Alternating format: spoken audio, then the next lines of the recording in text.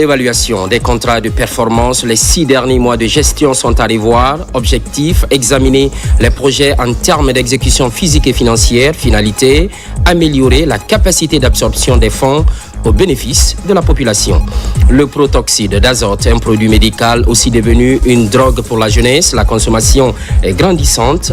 Une importante quantité vient d'être saisie par le service spécialisé de l'État. En plus, l'interpellation d'un présumé trafiquant. C'est tout pour les titres. Place au développement.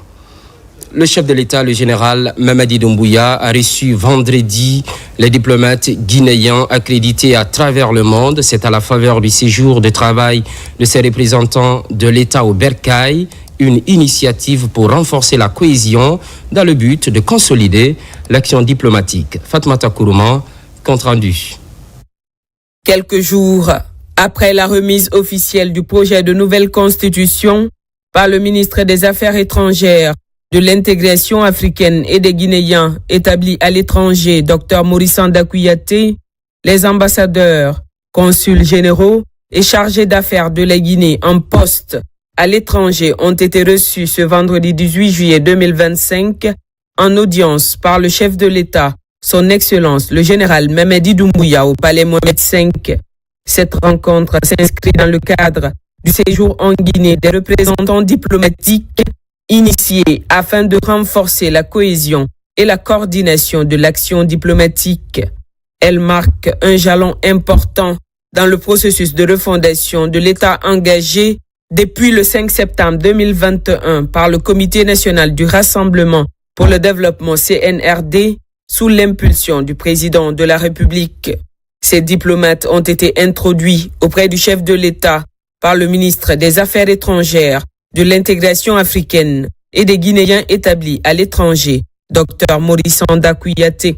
Excellence, Monsieur le Président, vous êtes devant votre haute autorité, 36 ambassadeurs, 6 consuls généraux et d'autres chargés d'affaires, couvrant aujourd'hui 148 pays et 58 organisations internationales à travers le monde. En retour, il est important de noter que les pays amis et les partenaires ont aussi accrédité auprès de vous 55 ambassadeurs et des chargés d'affaires. Excellence, Monsieur le Président de la République, ces diplomates que je vous présente aujourd'hui sont les dignes représentants de votre autorité, porteurs de la voix des intérêts stratégiques de votre vision, qui est la vision souveraine de la République de Guinée. À travers eux, c'est la Guinée qui s'exprime, se fait connaître et réaffirme sa place dans le concert des nations. Chacun d'entre eux a été instruit de vos orientations, fondées sur la défense et la protection des Guinéens établis à l'étranger, la défense de notre souveraineté, la promotion de notre coopération bilatérale et multilatérale, ainsi que la valorisation de notre image et de notre patrimoine diplomatique. Ils ont pour mission, que vous leur avez assignée, de traduire avec loyauté, compétence et détermination votre volonté politique et diplomatique de bâtir une Guinée forte, respectée et écoutée sur la scène internationale. Cela se voit aujourd'hui. Son Excellence le général Mamadi Doumbouya a lors de cette audience livré un message clair et fort. Les représentations diplomatiques sont désormais au cœur du processus d'inclusion nationale du développement durable porté par le programme hautement stratégique Simandou 2040. Il a réaffirmé que la justice est la boussole qui guide nos actions, soulignant ainsi la nécessité pour chaque diplomate d'incarner et de défendre les valeurs fondamentales de la République.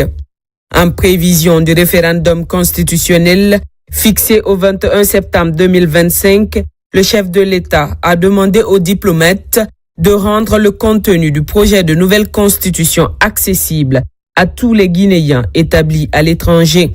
Il a également précisé que la performance diplomatique sera désormais évaluée à l'aune d'indicateurs concrets plaçant ainsi l'efficacité et les résultats au cœur de l'action diplomatique.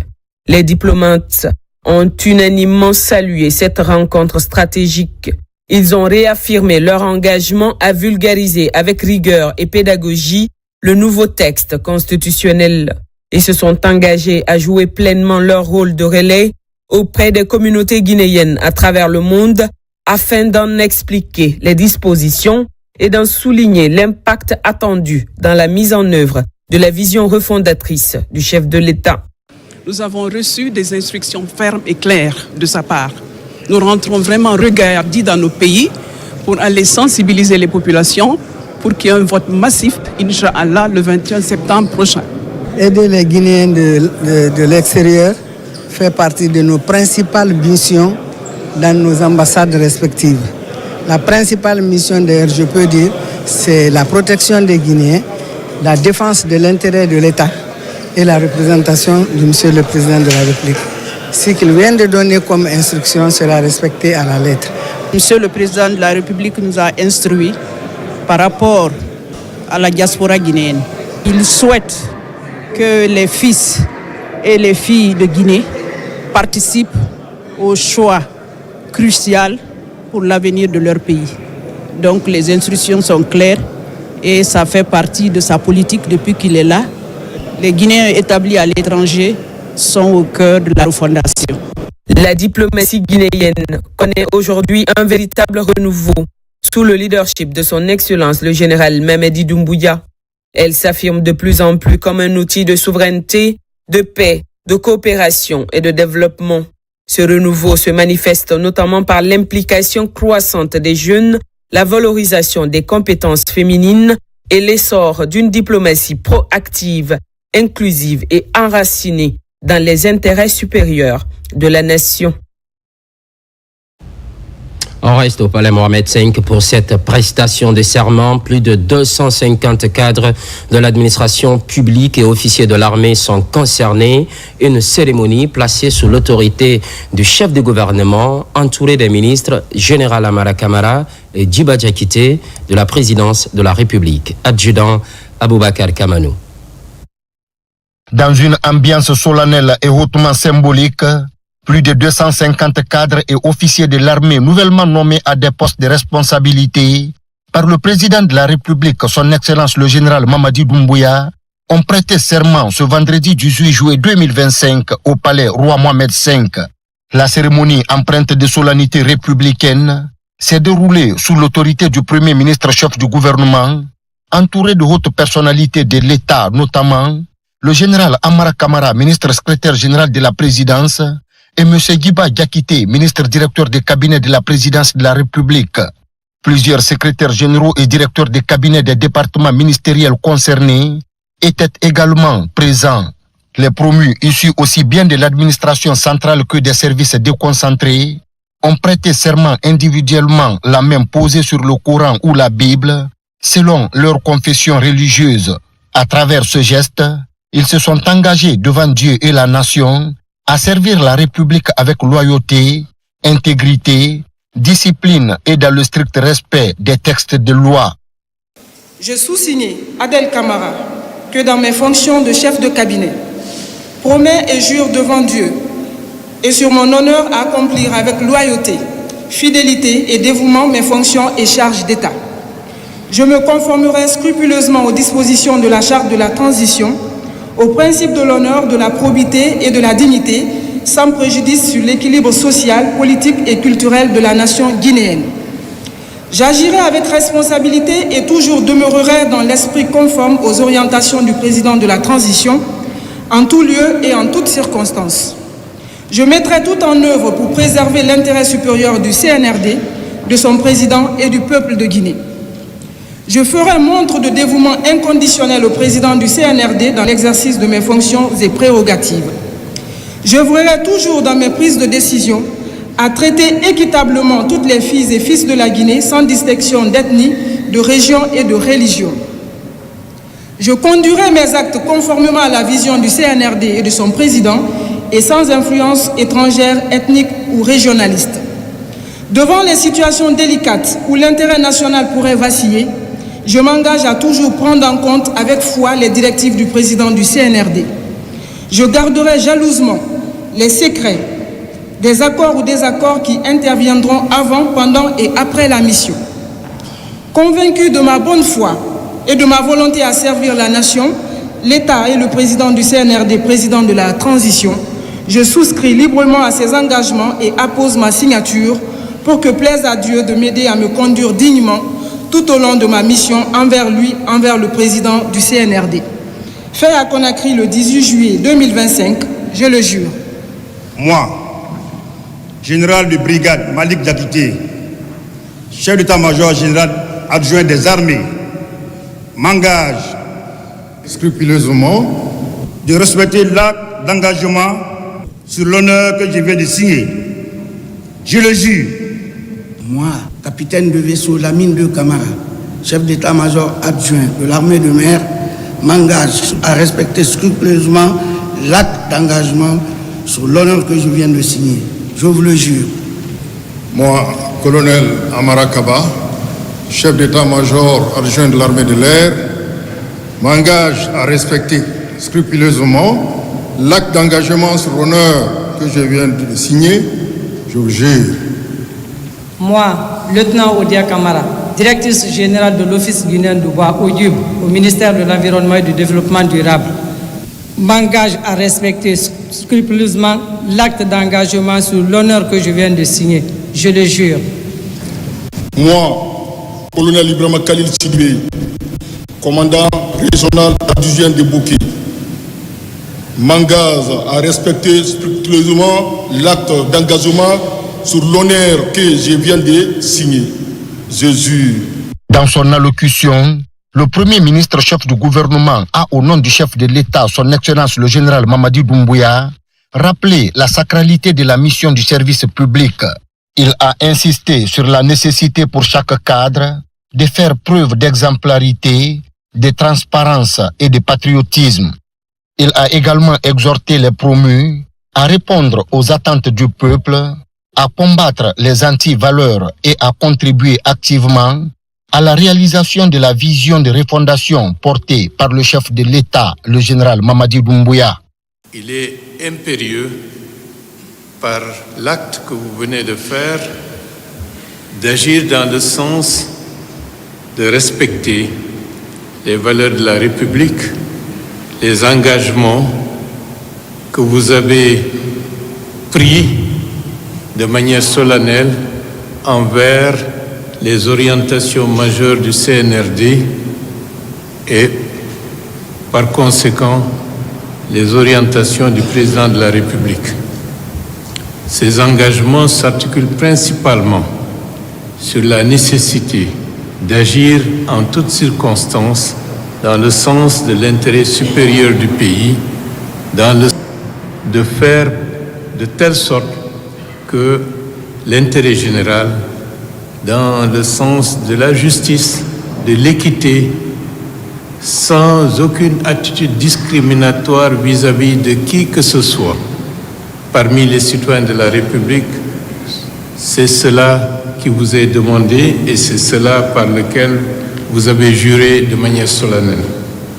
Le projet constitutionnel sur lequel le peuple de Guinée est appelé à voter ou à s'exprimer le 21 septembre 2025 concentre l'ensemble des engagements sur lesquels, qu'on soit civil ou qu'on soit militaire, que nous devons respecter. Le président de la République accorde un très grand intérêt à la refondation. Refondation, c'est une refondation morale, c'est une refondation également dans le sens de respect des institutions de la République. Merci pour votre bienveillante attention. Votre engagement, c'est un engagement solennel.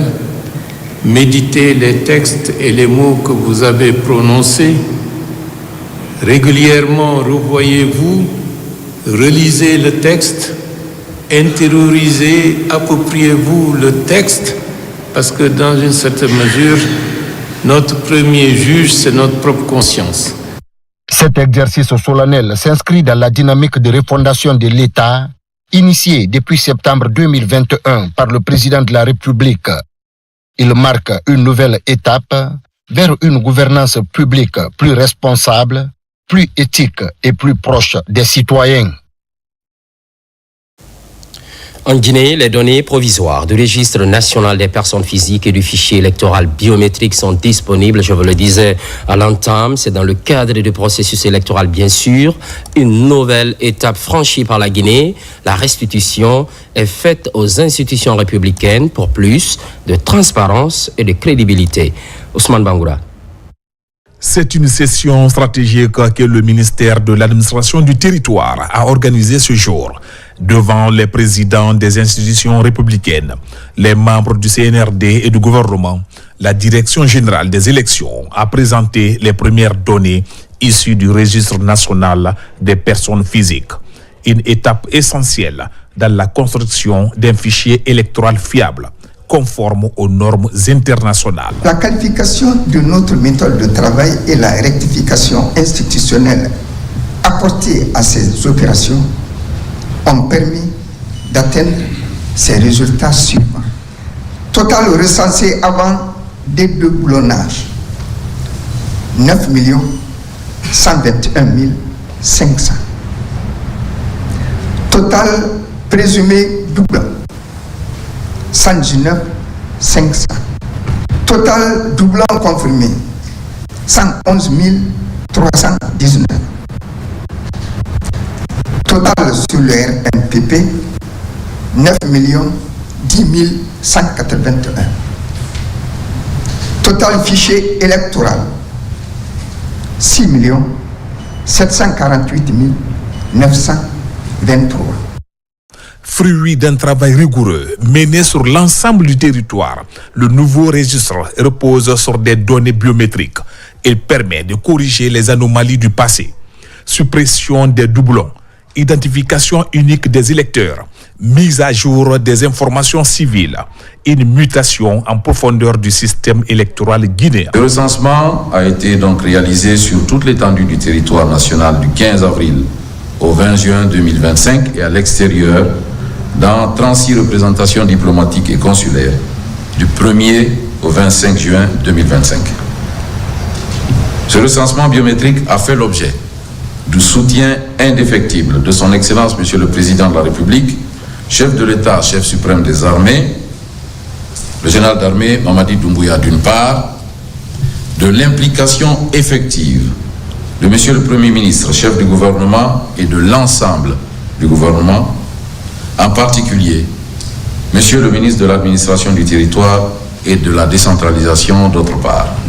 L'objectif général est de contribuer au processus de redevabilité dans la collecte des données statistiques telles que prônées par les autorités du pays depuis le 5 septembre 2021.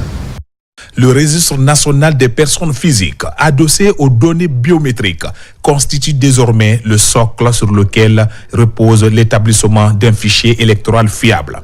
Ce travail minutieux est fondamental pour garantir l'équité et la crédibilité des prochains échanges électoraux. Nous avons, par ce biais-là, franchi un cap extrêmement important. Et je pense, messieurs les membres du CNRD, l'apport que vous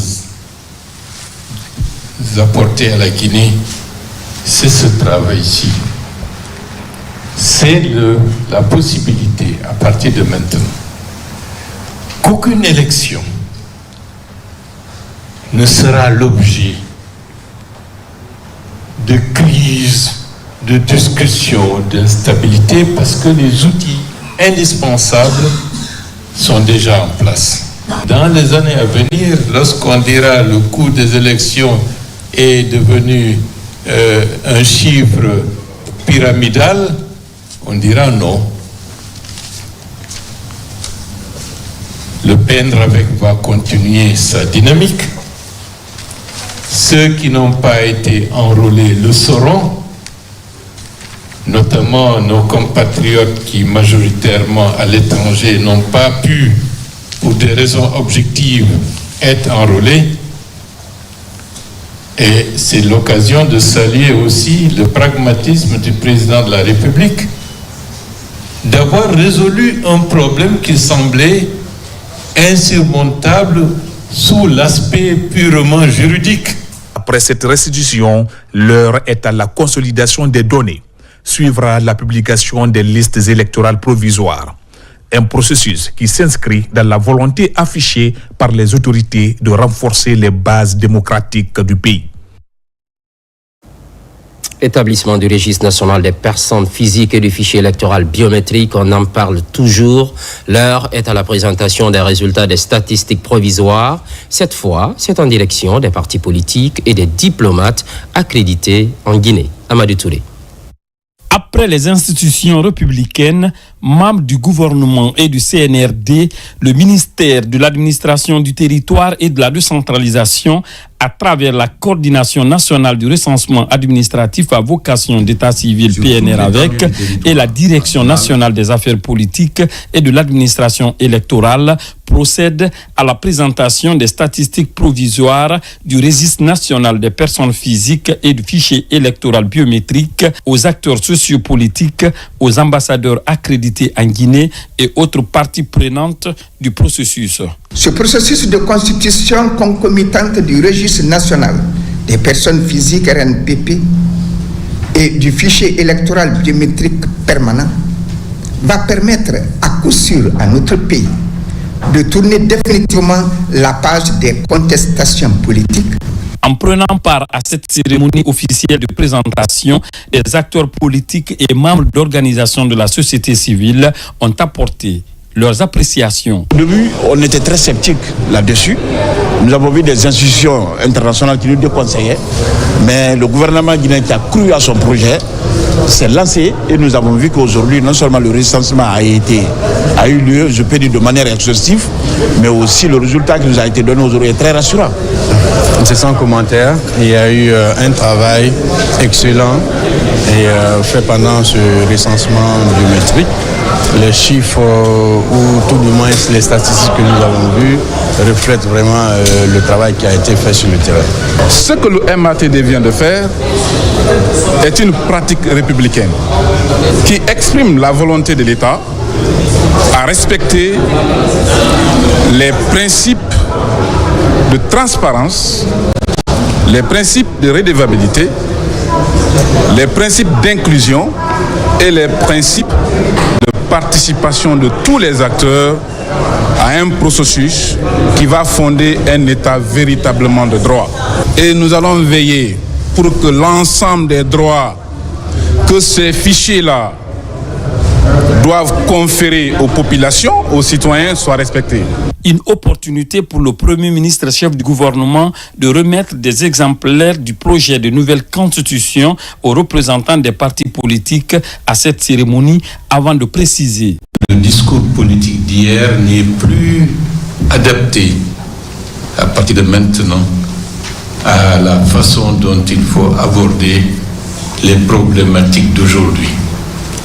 C'est une grande étape historique parce que depuis pratiquement l'indépendance, on n'a jamais eu, par rapport au processus de dévolution du pouvoir, des éléments permettant de manière sûre, certaine et de manière régulière d'avoir les instruments qu'il faut.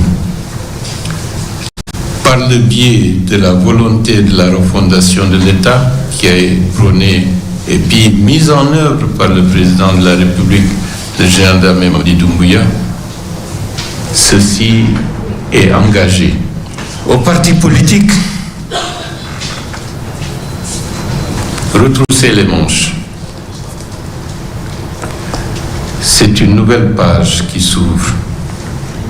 À la fin de ce mois, une bonne partie de ce que vous réclamez comme étant, disons, des dus, vous seront versés. Et à fin août, la dernière partie pour solde de tout compte sera également réglé. Passé cette étape, il sera question désormais par les services du RAVEC et de la direction des affaires politiques et de l'administration électorale de procéder à l'affichage des listes des personnes enrôlées pour des fins de contrôle et de vérification afin d'apporter des corrections si nécessaires avant l'émission des cartes d'électeurs dans le but de tenir la date du 21 septembre pour le référendum.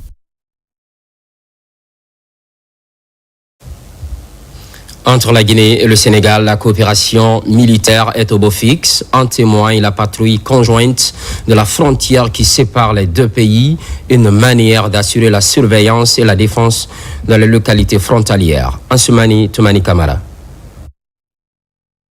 L'initiative est l'une des résultantes de l'accord de coopération militaire et technique signé entre la Guinée et le Sénégal en fin juin 2025 à Conakry. Lors de la visite de travail du ministre des Forces armées sénégalaises en Guinée du 26 au 27 juin dernier, l'ambassadeur Aboubakar Sidiki Kamara et son hôte, le général 2e section, Biram Diop, conviennent d'une patrouille conjointe le long de la frontière entre les deux pays. Cette coopération sécuritaire entre Conakry et Dakar vise à renforcer la surveillance et la sécurité des frontières terrestres et maritimes, ainsi qu'à lutter contre la criminalité transfrontalière.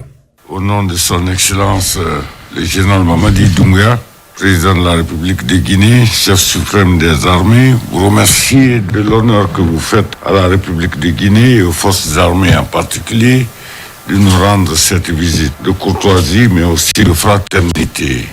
Je vous donne simplement l'assurance que les forces armées guinéennes sont disposées à mettre en œuvre la volonté de nos deux chefs d'État, la volonté dont nous sommes chargés, vous et moi, d'exécuter dans l'intérêt supérieur de nos deux nations. Conformément à nos instructions, nos délégations ont réfléchi sur des actions concrètes prenant en compte l'ensemble des points de préoccupation de nos deux pays.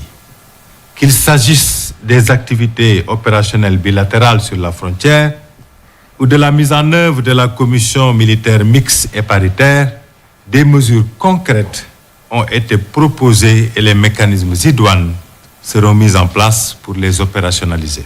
Il nous appartient maintenant de nous assurer de leur mise en œuvre effective sur le terrain afin d'éradiquer ces menaces graves à la paix et à la tranquillité de nos populations et ces obstacles au développement que constitue l'insécurité à notre frontière commune. Aussitôt signé, aussitôt mis en exécution.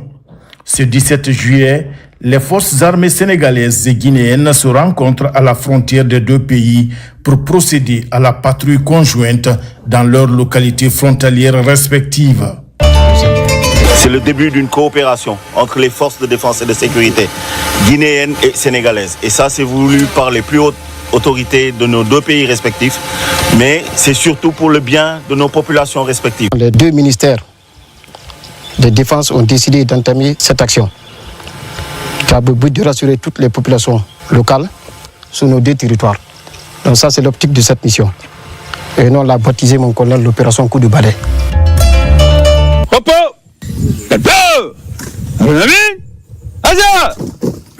Fixe! Où est le gars?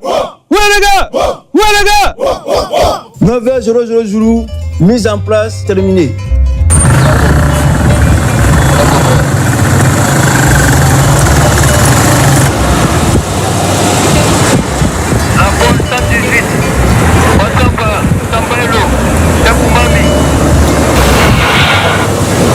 Conformément aux recommandations du communiqué conjoint des travaux interministériels du 27 juin 2025 conclu à Conakry, la patrouille conjointe Guinée-Sénégal a répondu à toutes les attentes. Elle a permis, entre autres, de favoriser les échanges d'informations, les exercices conjoints et la formation des forces de sécurité des deux pays. Cela pour renforcer la confiance entre les deux États, assurer la sécurité et la tranquillité des populations vivant à proximité de la frontière et garantir une meilleure coordination et d'efficacité sur le terrain. Cette approche est bien apprécié par les populations frontalières qui sont les premières bénéficiaires de cette manœuvre baptisée coup de balai.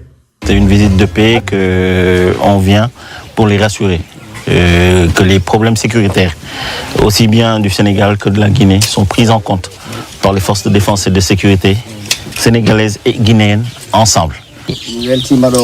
Nous sommes très contents de vouloir pouvoir comme ça. Les autorités guinéennes et les autorités sénégalaises se sont rencontrées dans notre village de Djaladjan. Si vous voyez que vous êtes là, entre les deux frontières, tous les deux postes se sont rencontrés, c'est pour la paix, pour éviter les banditismes. Vraiment, nous sommes tellement fiers de cela. Les premiers sentinelles chez nous, les citoyens que vous avez trouvés ici, si vous avez accompli votre mission, ça dépendra de nous. Et nous sommes à votre disposition, la brave population de Missirah. On vous reçoit à Bora Jouer.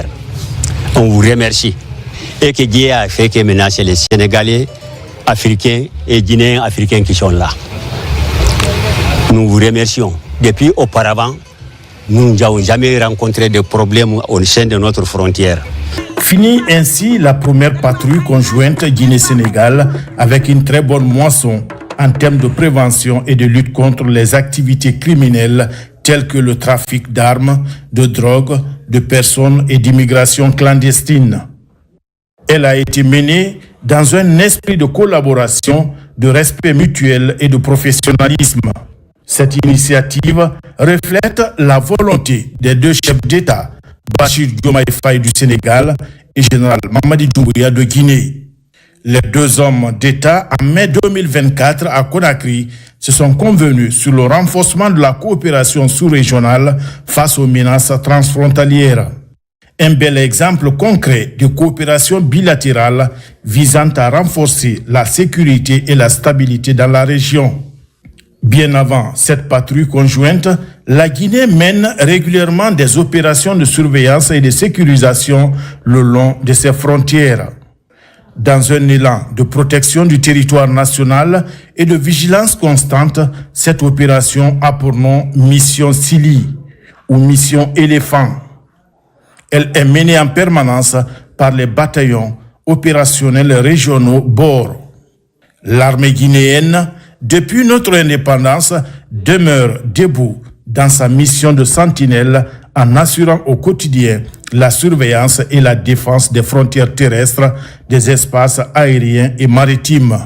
C'est cela le bien fondé du slogan « Notre nation, notre raison d'être ». C'est l'un des titres de cette édition. Évaluation des contrats de performance. Un rétroviseur pour les 6 derniers mois de gestion. Il s'agit essentiellement de faire l'état des lieux des projets en termes d'exécution physique et financière, bien sûr. But visé, améliorer la capacité d'absorption des fonds pour impacter positivement la vie des Guinéens. Mamadi Gassama, explication. C'est une 60aine de projets qui a été passé au peigne fin. Un exercice de redevabilité qui permet de formaliser davantage les relations entre unités de gestion des projets et programmes et les ministères sectoriels. L'objectif principal était effectivement de mesurer les performances enregistrées par les projets au cours de ces 6 derniers mois. Comme vous le savez, le suivi des projets aujourd'hui constitue un élément important pour renforcer la dynamique en termes de l'amélioration des capacités d'absorption des projets. Nous terminons cette évaluation avec une note satisfaisante puisque nous avons remarqué que beaucoup d'indicateurs ont bougé par rapport aux données de fin d'année que nous avons évaluées. Nous allons maintenir à minima cette façon de faire pour atteindre l'objectif qui nous a été fixé par son Excellence, Monsieur le Premier ministre, chef du gouvernement Amadou Riba, à savoir porter à 75% le taux de décaissement des projets à financement extérieur. En dépit des avancées majeures enregistrées en termes de taux d'absorption, Mourana Souma exhorte tout de même les unités de gestion à maintenir le cap. Ces contrats d'évaluation nous permettent aujourd'hui d'avoir une reconnaissance africaine une reconnaissance sous-régionale et d'être porté comme étant un des pays les plus performants en termes de taux de décaissement, un des pays champions de la réforme de gouvernance des projets et programmes. Cela est à votre actif en tant qu'acteur majeur. J'en profite pour justement vous appeler encore à redoubler d'efforts. Être premier, c'est un, mais s'y maintenir encore, c'est autre chose. Donc c'est un défi, c'est un challenge pour nous tous de nous mettre cheval de guerre pour aboutir à des résultats encore plus meilleurs. L'objectif à terme est d'amener ces coordinateurs à s'investir pleinement dans la mise en œuvre des projets pour le plus grand bonheur des populations. Entre défis et besoins, c'est la situation dans laquelle se retrouve la Société des eaux de Guinée, approvisionner les centres urbains en eau potable, une mission qui demande des moyens financiers. La SEG a fait des recommandations lors de la récente réunion à son siège. Nabi Kamara, spécialiste maison. Comme toute entreprise digne de ce nom, la Société des eaux de Guinée, dans la mise en œuvre de son programme d'activité annuel, fait souvent des bilans à mi-parcours. Un exercice que les autorités de ce service public sont ici à Conakry pour, entre autres, actualiser leur budget de fonctionnement et envisager des mesures nécessaires par rapport à la poursuite des projets en cours d'exécution sur le terrain. Les points essentiels qui ont été inscrits à l'ordre du jour, la présentation du rapport semestriel d'activité, la présentation du budget initialement prévu pour l'exercice 2025 et son exécution à mi-parcours, plus un budget de reprévision pour la fin de l'année 2025, ce qu'on peut appeler l'actualisation du budget. Au cours de cette rencontre, deuxième du genre depuis le début de l'année, les participants ont reconnu que la Société des eaux de Guinée fournit beaucoup d'efforts dans la production et la distribution de l'eau potable aux populations. Ils ont également constaté que sur le plan structurel, beaucoup reste à faire. Il faut reconnaître que sur la rubrique des investissements, de grands efforts n'avaient pas été fournis, mais au cours de l'évolution de l'année, il apparaît clairement que nous avons des postes aujourd'hui qui nécessitent, même sur des fonds propres, en dehors même du FINEX qui s'impose, qu'il faille accepter que des prévisions de dépenses internes liées à des investissements soient faits. Les résultats commerciaux de la SEG sont actuellement encourageants, mais elle est structurellement malade, notamment à cause du sous-investissement chronique. Il va falloir que l'État intervienne, mette la main à la poche pour accompagner les investissements que la SEG veut mettre en place pour satisfaire les besoins de la population. L'alimentation en eau potable des populations urbaines est la mission principale de la Société des eaux de Guinée, SEG. Pendant ce temps, le GP vient de tenir son conseil d'administration, une session extraordinaire pour faire le point de la gestion de 2024 et dégager les perspectives, notamment faire avancer son projet de construction d'un siège. Les directives sont données dans le sens du respect de la législation pour des investissements de cette nature. Carlos Manialo. En pleine phase de relance, l'Office guinéen de publicité fait l'objet d'un suivi rigoureux avec un conseil d'administration plus proche pour redresser cette structure publique et lui redonner toutes ses lettres de noblesse.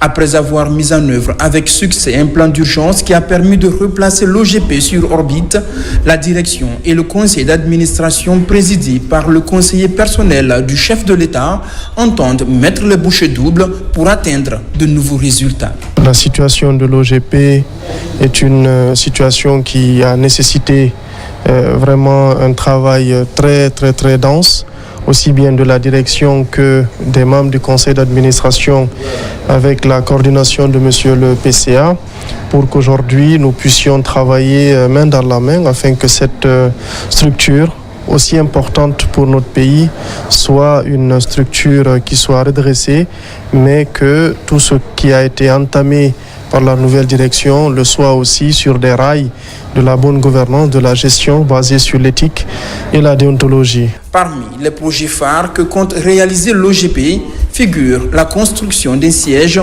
digne de ce nom sur le plateau de Coloma. Le conseil d'administration a réaffirmé son attachement à la création de meilleures conditions de travail et d'accueil à l'OGP, soulignant l'importance de disposer d'une telle infrastructure tout en respectant les démarches légales. Aujourd'hui, il était essentiellement question notamment de discuter sur les états financiers de 2024 et de faire une projection sur l'avenir, c'est-à-dire sur un projet de construction de notre futur siège que nous avons hérité, mais que nous avons voulu soumettre au conseil d'administration afin que le conseil nous donne les orientations nous permettant d'avancer dans ce dossier-là. La redynamisation de l'OGP va impacter positivement l'univers de la publicité en Guinée tout en contribuant à l'augmentation des recettes de l'État. En attendant la construction de son siège, l'Office opère désormais à partir de cet immeuble à Taouya. Projet de nouvelle constitution à l'AB, la vulgarisation est lancée, une campagne pilotée par le ministre porte-parole du gouvernement, occasion pour expliquer le contenu du texte aux populations. Abraham Christophe Conté, Mohamed Achassila.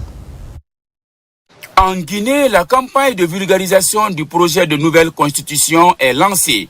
Les membres du gouvernement sont à pied d'œuvre pour une large sensibilisation autour du contenu de ce texte fondateur.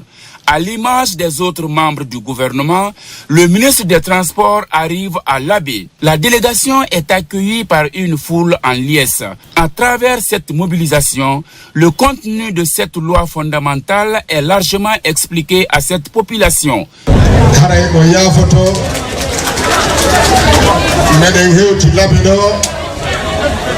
Vous allez accepter que je vous adresse le message en Pula pour que la plus grande partie de la population de l'Abbé puisse comprendre le contenu de ce document de la nouvelle constitution.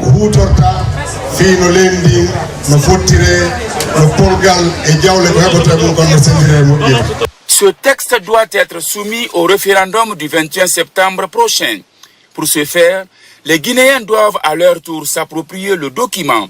Cette campagne de vulgarisation est une aubaine pour ces citoyens de connaître les différentes dispositions de ce projet de nouvelle constitution. Ce meeting ici à l'Abbé, nous saluons et apprécions fortement cette initiative du gouvernement qui traduit sa volonté de placer les citoyens au cœur du processus de refondation institutionnelle.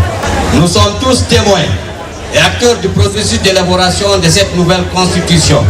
Cette étape marque un tournant majeur dans la vie institutionnelle de notre nation, fruit d'une large concertation nationale, d'un dialogue inclusif et d'une volonté commune de fonder nos bases républicaines.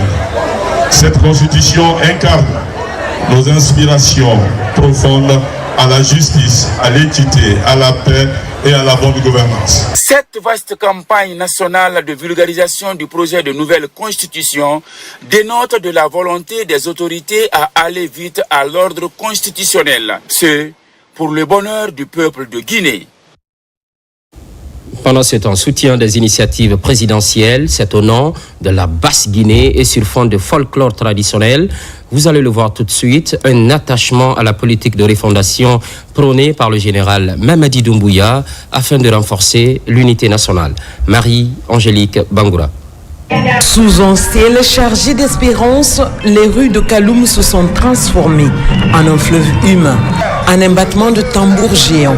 C'est un peuple en marche, la communauté de la Basse-Guinée, unie par une même volonté, défendre et célébrer les acquis du CNRD. Ce carnaval de reconnaissance et de soutien est aussi l'occasion pour nous, fils et filles de la Basse-Guinée, de rassembler nos cœurs et nos esprits. Aujourd'hui, nous célébrons non seulement les acquis du CNRD à travers notre diversité culturelle, mais aussi l'unité nationale sans laquelle on ne peut parler de développement. Entre rythme du littoral, chants patriotiques et danse du terroir, tous les villages étaient représentés, apportant chacun leur richesse culturelle à cette grande cérémonie d'unité et de loyauté. Je voudrais tout d'abord remercier toutes les préfectures de la Basse-Guinée qui ont accepté de venir massivement accompagner la communauté Baga qui, à cette occasion, est venu pour célébrer le Mas Demba, qui est devenu aujourd'hui un patrimoine national. Donc, vous comprendrez avec moi le sentiment qui m'anime de voir toute cette population ici de la Basse-Guinée, ici réunie pour fêter avec la communauté Baga ce Mas Demba. J'apprécie de telles actions d'envergure nationale parce que ça permet aux Guinéens de tous bords de se retrouver dans une symbiose, dans une union et dans une unité d'action. C'est la manifestation d'un intérêt particulier pour nos valeurs culturelles, pour nos valeurs traditionnelles. Et vous savez, Nimba fait partie justement de ces valeurs culturelles et traditionnelles et que nous pouvons transformer en élément de patrimoine international. Dans l'écho des tam-tams et la chaleur des applaudissements, ce carnaval géant est bien plus qu'un événement. C'est le symbole d'un peuple debout pour préserver l'essentiel. Moment fort de cette célébration, la remise symbolique du masque Demba, figure emblématique de la fécondité et de la protection, ainsi qu'un fauteuil présidentiel offert par la communauté. Ces présents, empreints de sens et de respect, témoignent ici de l'adhésion populaire aux idéaux et aux actions du CNRD. Sur tout autre plan, santé de proximité, prise en charge de Aliou Sampou, la trentaine, poignardé au niveau du foie par 2 malfrats et conduit à l'hôpital d'Anaïm de Kamsar. Arrivé dans un état critique, il a subi une intervention chirurgicale très complexe, un véritable exploit pour le personnel soignant. Aboubakar Jabi. À l'hôpital Anaïm de Kamsar, le personnel médical a accompli une véritable prouesse chirurgicale pour sauver la vie d'Aliou Sampou, un conducteur de mototaxi. Ce trentenaire a reçu un coup de couteau au niveau de la cage thoracique de la part de 2 malfaiteurs. Il s'est retrouvé avec une côte fracturée et le foie sérieusement touché. Cet acte odieux s'est passé dans la nuit du samedi 5 juillet 2025 à 2h du matin. A été admis dans cet hôpital en état de choc hémorragique avec un pronostic vital gravement compromis. Le patient avait une tension très basse, à 7,4, il était pâle, il avait un saignement important qui provenait d'un coup de poignard que le patient a eu au niveau de la base de la cage thoracique, du côté droit, là où il y a le foie. Donc l'emplacement de la plaie laissait suggérer une plaie du foie. Grâce à l'intervention coordonnée de ce chirurgien viscéraliste français et son équipe d'experts locaux, le jeune Sampou a finalement survécu. Je peux dire merci à tous les docteurs de l'hôpital Anaïm de Kamsar. Des grands merci. Ils m'ont très bien traité ici. Très bien. Ils m'ont sauvé la vie. Sous la tutelle de l'Anaïm, cet hôpital continue d'offrir à la communauté de Kakandé et ses alentours des services de santé de qualité. La direction générale de l'Anaïm est résolument déterminée à améliorer les services offerts par cet établissement de santé. Je pense que c'est un jeune homme qui a eu beaucoup de chance et d'avoir dans les installations de l'hôpital de Kamsar un chirurgien de la poigne, le docteur Odé. Le patient a été admis dans nos installations avec un pronostic vital qui était sérieusement entamé. Mais l'équipe qui a assuré sa prise en charge, je veux dire l'équipe des urgences, l'équipe de l'imagerie médicale, du bloc de la chirurgie, dans le cadre d'un travail synergique, ils ont su prendre rapidement le jeune. Selon le cahier de charge de l'Anaïm, la prise en charge sanitaire est d'une importance primordiale. Cet hôpital illustre l'engagement sans faille du gouvernement de transition à démocratiser l'accès aux soins de qualité à la population guinéenne, conformément à la vision du président général Mamadi Doumbouya. Au même moment, circulation et consommation de la drogue, le phénomène va crescendo. Le service spécialisé de l'État se montre réactif. Aux dernières nouvelles, l'interpellation d'un présumé trafiquant et la saisie d'une importante quantité de substances illicites, notamment le protoxyde d'azote, un produit médical. Aboubakar Amikamara, Kerno Younusaba. Dans le cadre de la campagne de lutte contre la drogue baptisée Zéro Couche, le secrétariat à la présidence chargé des services spéciaux et de lutte contre le crime organisé a présenté à la presse nationale une nouvelle variété de drogue. Il s'agit de protoxyde d'azote et plusieurs autres quantités de substances en provenance de la République du Mali. La lutte ne concerne pas seulement la drogue couche. Nous allons vous présenter aujourd'hui autre variété de drogue saisie dans la main des citoyens. Nous voulons parler du protoxyde d'azote et autres formes de drogue absorbées par infiltration. En ce qui concerne le protoxyde d'azote, les circonstances de la saisie, ce phénomène constaté depuis quelques mois, le service s'est intéressé pour identification de la substance et les individus qui les importent et les commercialisent. C'est ainsi que nous avons procédé ce jour à l'interpellation d'un individu répondant au nom de M. Moussa Katile en possession d'une bouteille de protoxyde d'azote. Dans son audition, il reconnaît que la substance saisie sur lui est effectivement de la drogue et que la bouteille est vendue entre 650 et 700 000 francs guinéens.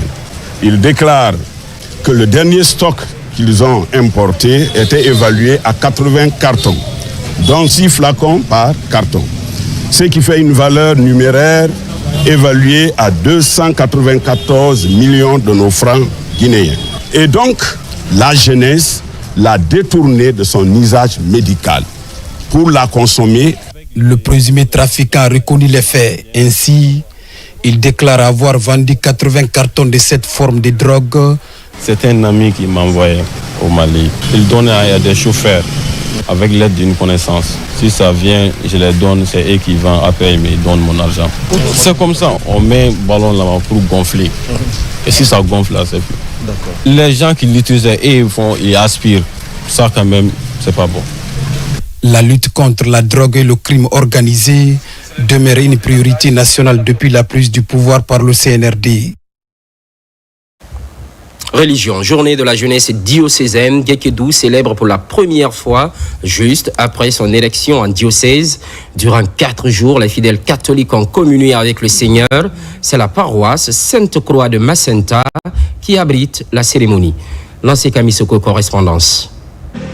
Dans les rues de Macenta, ils sont plusieurs centaines de jeunes catholiques à marcher pour la première fois sous la bannière du diocèse de Guékédou. C'est à l'occasion de la Journée mondiale de la jeunesse diocésaine, initiée par le pape Jean-Paul II en 1985. Un événement annuel catholique qui consiste à réunir les jeunes du monde entier dans une célébration de la foi et de la jeunesse. Il est beau et bon de voir les frères et sœurs vivre ensemble dans la joie. Au terme de ces journées mondiales de la jeunesse du diocèse de Guékédou, nos cœurs sont remplis d'une joie profonde et d'une immense gratitude. De la foi et de la jeunesse, 2 thématiques que les jeunes catholiques ne doivent en aucun cas occulter de ces moments de prière, de partage de fraternité et de valeur durant les 4 jours de célébration. Cette jeunesse a suivi avec intérêt les enseignements et les catéchèses. Et je crois que chacun de son côté fera effort de mettre en pratique l'enseignement reçu. C'est un sentiment de satisfaction au regard de tout ce que nous avons vécu durant les 4 jours et au regard aussi de ce que nous avons vécu pendant les préparatifs. Rassembler les jeunes afin qu'ils vivent leur foi, partager et prier ensemble pour qu'ils soient tous des témoins de l'Évangile, telle est la vocation de la Journée mondiale de la jeunesse. En plus bref et en image, sport, basketball avec cette désolation. L'équipe gambienne des moins de 16 ans a fait l'accident à l'Insan. Elle devrait jouer sa qualification au compte du tournoi zonal de basketball Rwanda 2025. Comme vous le constatez à l'instant, plusieurs blessés. À l'annonce de cet incident malheureux, le gouvernement a pris toutes les dispositions pour leurs soins. Juste après, un vol spécial a été dépêché par les autorités gambiennes pour leur retour au pays. Tout s'est bien passé sous l'œil vigilant du ministre guinéen de la Jeunesse et des Sports qui a été instruit par le Premier ministre de raccompagner les blessés. Son homologue gambien a salué les efforts des autorités guinéennes dans la prise en charge des patients. Les programmes se poursuivent. L'actualité évolue en Guinée, notre paradis, terre de richesse et d'innovation, constante fidélité à toutes et à tous. À très vite.